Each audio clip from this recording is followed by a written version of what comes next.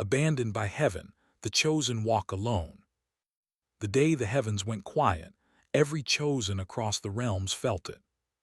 Their marks, the divine seals etched upon their skin, dimmed like dying stars.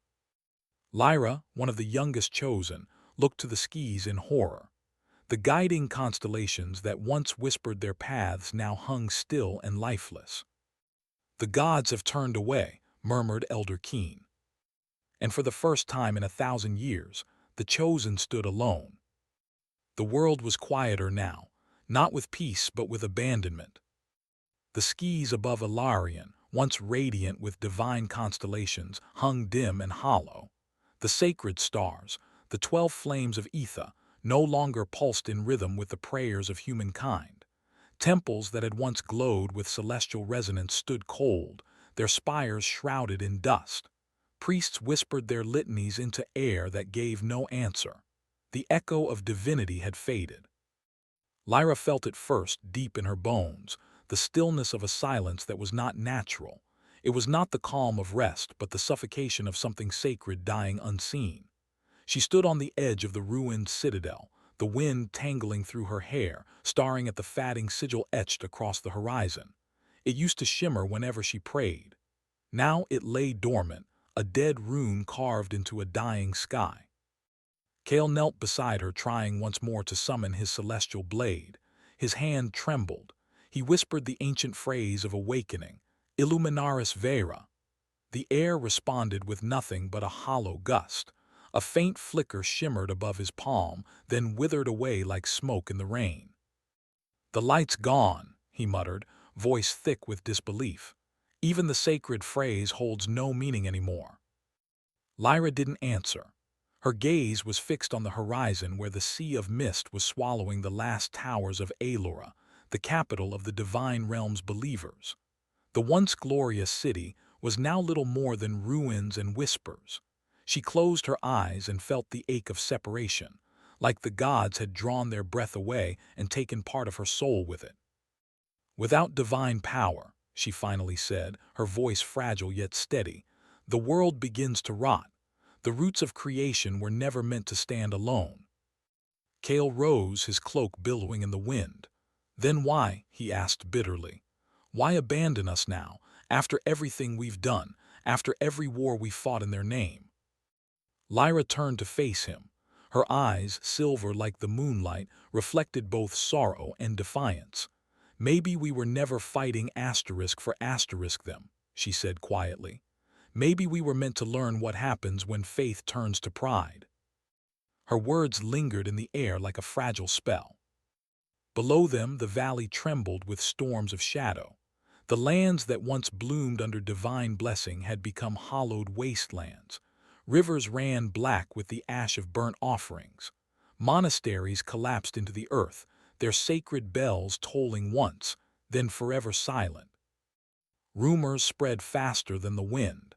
The gods had abandoned the chosen for their arrogance, that their hearts had grown too proud, their deeds too self-serving. The people whispered that the chosen had become as vain as the deities they served.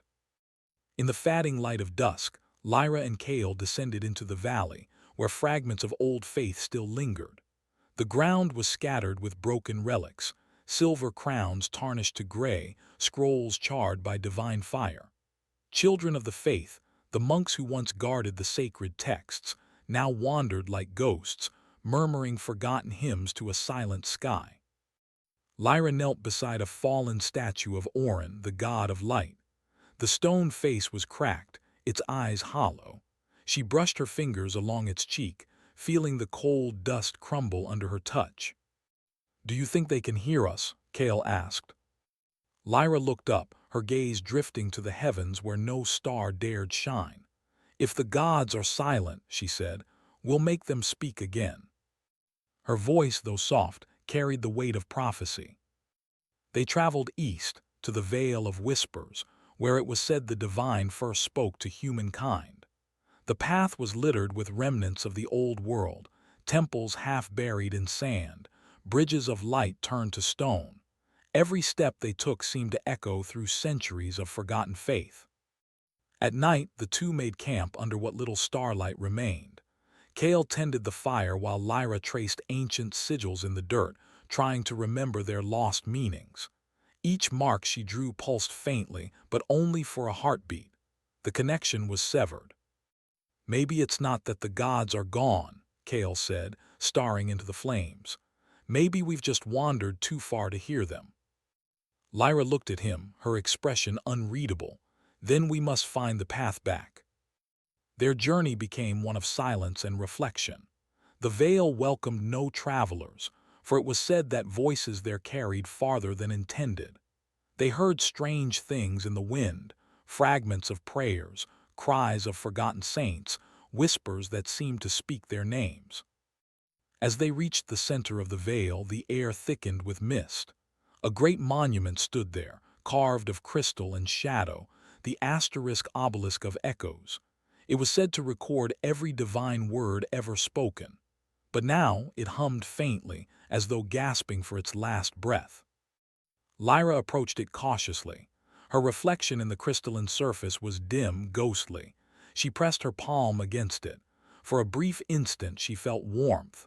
Then a voice, distant, trembling, ancient, brushed against her mind. "Child of the Covenant, the bond has broken, not by silence but by choice." Lyra's breath caught. "Whose choice?" she whispered. "Yours."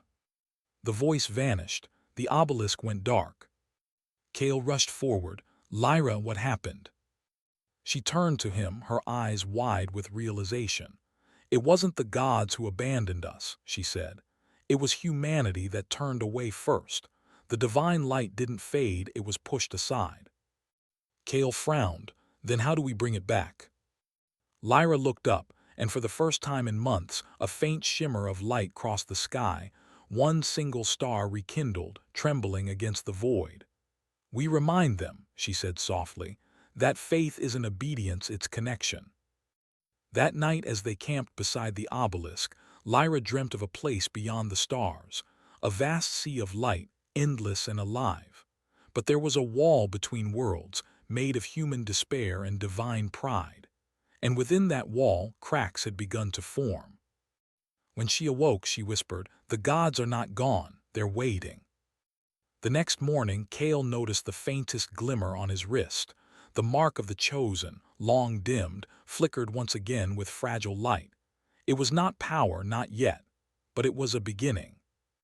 As they walked onward, dawn broke over the horizon for the first time in many moons. The sun's light was weaker than before, but it was real. The darkness hissed and retreated into the mountains. And far above, unseen by mortal eyes, something stirred in the divine realm. The silence began to crack. Lyra paused at the crest of the hill and looked back toward the ruins of Ilarion. The winds carried whispers, half warning, half promise. She closed her eyes, feeling them echo through her heart. "If the gods are silent," she murmured again, "we'll make them speak." But somewhere deep within her, another voice answered, calm, solemn, and ancient.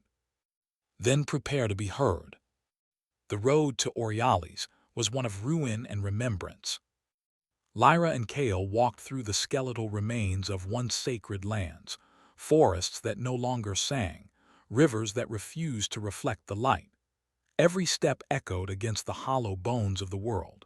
The air itself seemed weary, carrying whispers of ancient hymns now warped into laments. Few dared to even speak the name Aurealis.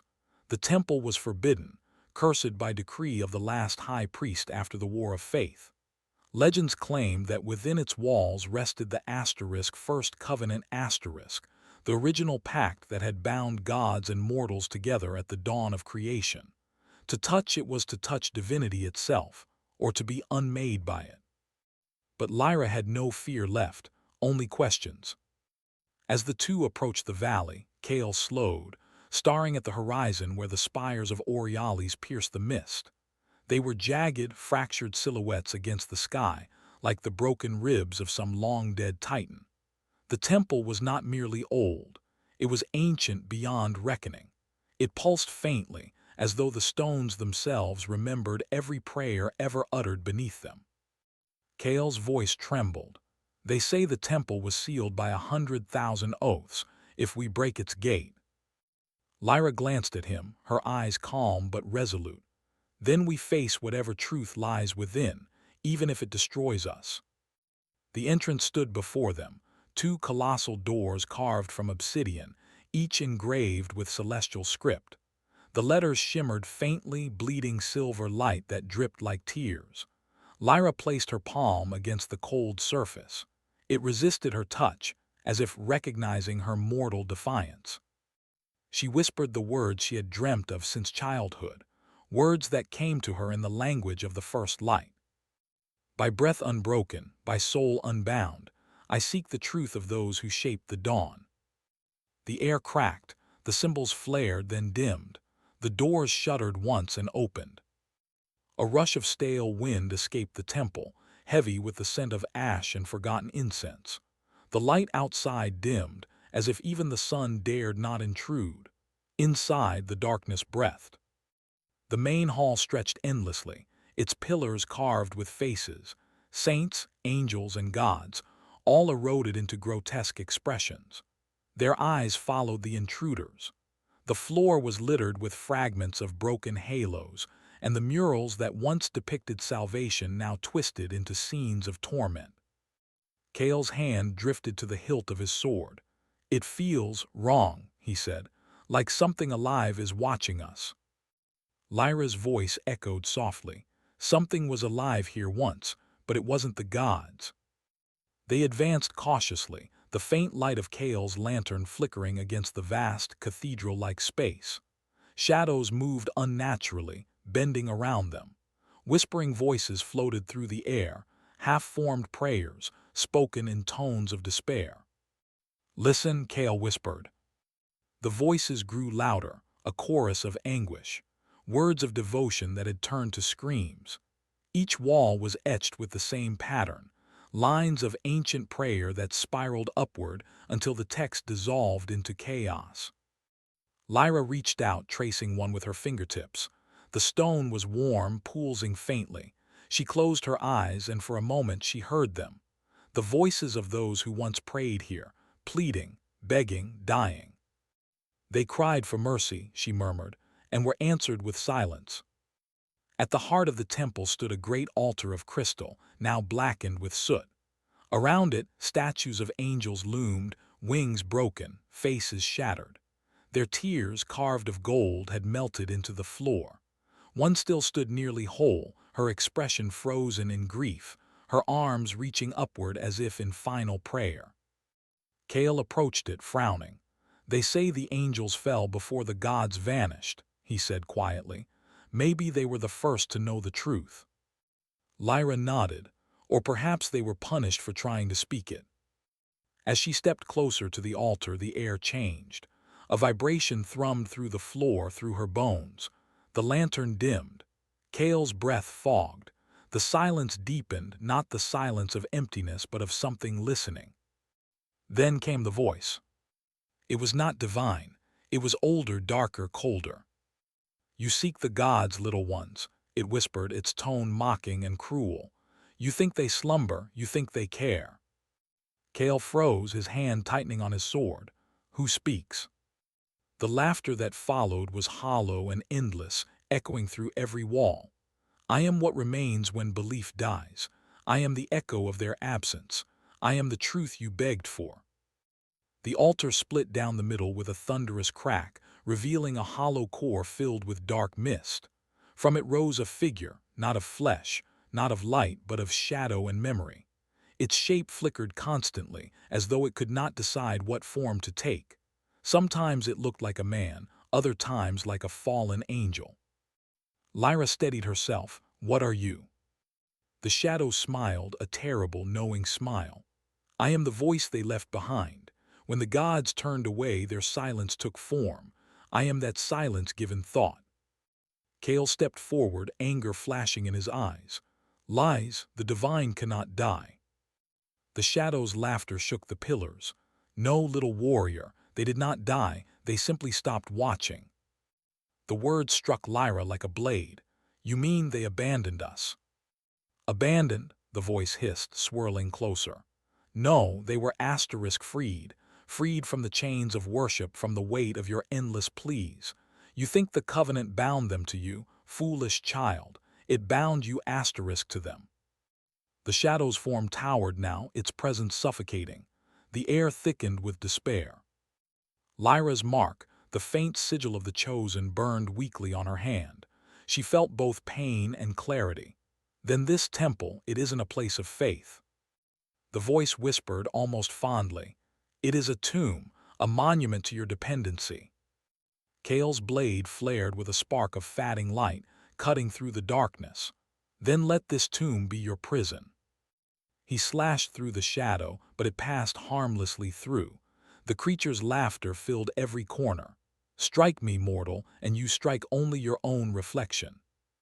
Lyra, trembling, stepped toward the altar. "You said the gods were freed. How?" "By choice," the shadow said. "When man began to worship themselves, the covenant broke. The divine did not vanish. They retreated into the silence you created." The truth felt unbearable. Lyra's knees weakened. "Then there's still a way to reach them." The shadow paused. For the first time it hesitated. "Perhaps, but beware, little spark. To call them back is to remind them why they left." Its form began to dissolve, fading into mist. "If you wish to find them, seek the place where faith first bled, the heart of the world buried beneath your own doubt." And with that it was gone. Silence returned, but it was no longer empty. The temple itself seemed to sigh, as if relieved of a burden. Lyra stood motionless, her heart pounding. She looked at Kale. "The gods didn't fall, we did." He nodded, his expression grim. "Then we climbed back to them." They left the temple at dawn. Behind them, Orialis crumbled further, stones turning to dust as if releasing what it had long held captive. The sky above them shimmered faintly, one more star rekindled. As they walked away, Lyra glanced back once more. For an instant she thought she saw movement in the ruins, an angel, wingless and kneeling, whispering prayers into the void. Her heart ached, the world was changing, the silence was thinning. And somewhere, beyond mortal reach, the gods stirred in their forgotten thrones, hearing once again the echoes of a faith that refused to die. The first signs of Kale's change came quietly, so quietly that even Lyra, who knew him better than anyone, failed to notice. At first, it was only his silence, the way he lingered longer in the shadows of each temple they passed, the way his gaze stayed fixed on the horizon after the sun fell. He began to speak less, and when he did, his words carried a weight they hadn't before, measured, distant, cold. Lyra told herself it was exhaustion. The journey had been long and cruel, and the discovery at Orialis had shaken them both. The truth that the gods had not fallen but simply turned away gnawed at their hearts. Yet as they pressed on toward the eastern mountains, where the heart of faith was said to lie, something unseen followed them. It began with whispers. Kale would wake in the night, drenched in sweat, his mark burning black. Lyra would find him kneeling before the dying embers of their campfire, staring into the coals as if they spoke to him. "Kale," she whispered one night, approaching him carefully, "you're awake again." He didn't answer immediately. When he finally turned, his eyes seemed darker than before, like twin storms brewing beneath the surface. "I heard it again," he murmured, "the voice from the temple." Lyra froze. What did it say? He hesitated, then looked past her, as if afraid to meet her gaze. "It called me by name this time. It said I was the true heir of the lost flame." The words sent a chill through her. She had heard that title before, in forbidden texts, buried within the archives of the Citadel. The lost flame was said to be the first spark of divinity that created the bond between gods and men. It was also the weapon that could destroy that bond forever. "Kale," she said softly, "you must not listen. That voice isn't divine, it's the echo of corruption." He smiled faintly, and for the first time the expression frightened her. And what if corruption is just another name for freedom? From that night onward, the distance between them grew. The path ahead led through the Vale of Mirrors, a ravine where light bent unnaturally, showing reflections not of the body but of the soul. As they walked, Lyra caught glimpses of herself in the crystalline walls. Sometimes she was radiant, other times she was shrouded in shadow. But when she glanced at Kale's reflection, she saw something else entirely. Wings of black fire, eyes of molten gold, and a mark that pulsed like a living wound. She reached out to stop him. "Kale, wait." He turned sharply. "Why are you afraid?" "I'm not afraid," she lied. "But something's wrong with your mark, it's spreading." He looked down at his hand. The once silver sigil of the Chosen now crawled up his arm, veins of shadow branching like roots beneath his skin.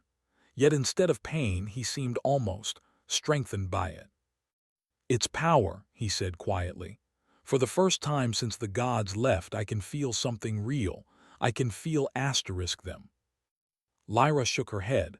"That isn't them. It's something using their silence." Kale's jaw tightened. "And what if it's using me to fix what they broke?" The conversation ended there, swallowed by the echoing wind. Days turned into weeks as they ascended the mountains. The higher they climbed, the more twisted the world became. The trees grew blackened leaves that bled gold sap, rivers shimmered with unnatural light, and the stars above flickered like dying candles. One night as Lyra slept, Kale stood at the cliff's edge, staring into the abyss below. The voice came again, closer now, clearer. "Do you see it, heir of flame? The weakness of mortals. They beg for light, yet they never dare to kindle it themselves." Kale closed his eyes. "Who are you?" The air shimmered. A faint silhouette appeared before him, formed of smoke and embers. It bore no face, only the outline of wings and a crown of fire. "I am what they called a god before they learned to fear the truth. The covenant was a cage, forged to bind power to obedience. You, Kale, are born to break it." He trembled, torn between terror and fascination. "Why me?" The figure leaned closer, its voice like 1,000 whispers layered in harmony. "Because you still believe, and belief is the only flame that cannot die." When Lyra awoke the next morning, Kale was gone. She found him hours later, standing before a ruined shrine halfway up the mountain. Around him, the air pulsed with black fire. His mark now glowed completely, spiraling up his neck. "Kale," she cried, running toward him. "Stop, whatever it's offering you, it's not truth." He turned slowly, his expression serene. "It is asterisk truth, Lyra. The gods didn't abandon us, they were overthrown by something older, something that feeds on faith and silence alike." She shook her head in disbelief. "That can't be. The obelisk said humanity broke the bond." He stepped closer. "Maybe that's what they wanted us to believe. Maybe the silence wasn't a punishment, it was a cover, a veil to hide the theft of creation itself." Lyra could feel the darkness radiating from him. It wasn't just corruption, it was transformation. "Kale, listen to me," she begged. "That voice, whatever it is, it's using you. You're becoming its vessel." He hesitated for a heartbeat. For a moment she saw the man she once knew, the loyal companion, the protector, the believer. His eyes softened. But then the mark pulsed, and the shadow reclaimed him. "You don't understand," he whispered. "The flame must return, and I'm the only one who can bear it." The ground trembled. The ruined shrine split apart, revealing a pit of molten light beneath their feet. From its depths rose a shard of pure energy, shimmering like liquid fire. Kale reached for it instinctively. Lyra lunged forward, grabbing his arm. "Don't." The world erupted in brilliance. A surge of force threw them both apart. When Lyra regained her senses, Kale was standing at the edge of the pit, the shard now fused to his hand. His body burned with golden fire streaked with black veins. His eyes glowed like twin stars. "Kale," she whispered. He looked at her with a strange calm. "Do you see it now? This power, it's not evil, it's what we were meant to be." Lyra rose shakily, tears in her eyes. "You're wrong. That power destroyed the covenant. It's not creation, it's corruption wearing light's mask." He smiled faintly. And what if light itself was the first lie? Before she could respond, the mountain roared. The pit expanded, swallowing the shrine whole. Kale spread his arms as if embracing the chaos. They will return, Lyra, but not as gods, as truths that no one is ready to face. She screamed his name, but the wind carried it away. When the storm settled, Kale was gone, leaving only scorch marks on the stone and the faint scent of smoke. Lyra fell to her knees, clutching her pendant, the last symbol of her connection to the divine. She knew then that the voice hadn't chosen Kale by chance. It had been searching, waiting for a vessel pure enough to corrupt completely, and it had found him. The silence of the gods wasn't punishment, it was protection, a seal, one that Kale had just broken. As the first light of dawn touched the horizon, Lyra rose. The world trembled beneath her feet, as if something vast had awakened deep within the earth. Her heart ached, but her resolve hardened. "If the heavens are falling," she whispered, "then I'll be the one to hold them up." And with that, she set her path toward the next revelation, the truth buried at the world's heart, and the shadow wearing Kale's name.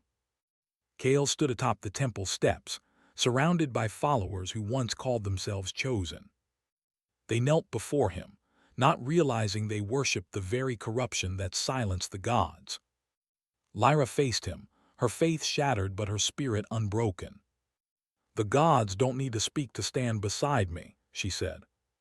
Her mark ignited, not from divine power but from her own resolve.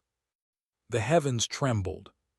For the first time since the silence, a single word echoed across the skies: "Beware." Light and darkness clashed, and the temple cracked open, swallowing the corrupted and the faithful alike. When the storm cleared, only Lyra stood. Her mark was gone, her purpose unclear. She looked to the silent sky once more.